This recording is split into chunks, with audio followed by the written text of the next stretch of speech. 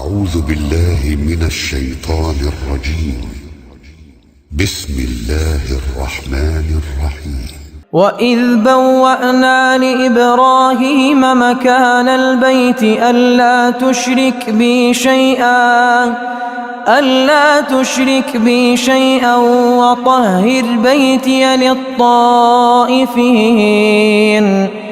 وطهر بيتي للطائفين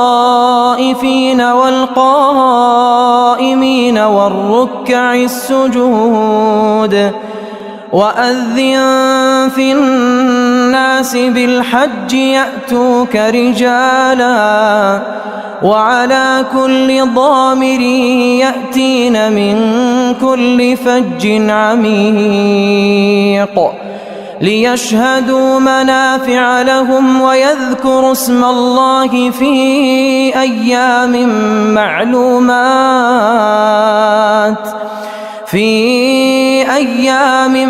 معلومات على ما رزقهم من بهيمة الأنعام فكلوا منها وأطعموا البائس الفقير ثم ليقضوا تفثهم وليوفوا نذورهم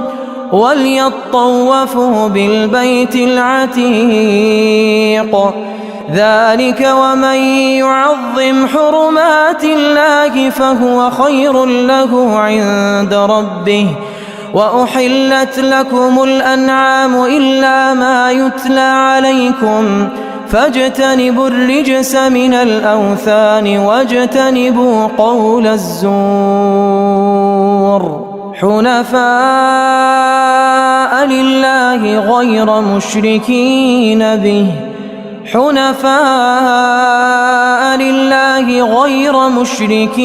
به ومن يشرك بالله فكأنما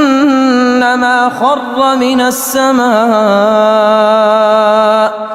فتخطفه الطير أو تهوي به الريح في مكان سحيق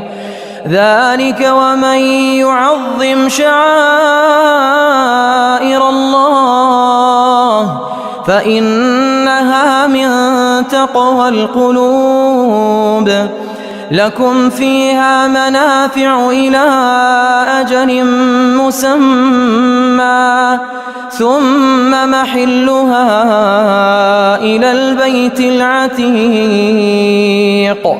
ولكل أمة جعلنا منسكا ليذكروا اسم الله على ما رزقهم من بهيمة الأنعام فإلهكم إله واحد فله أسلموا وبشر المخبتين.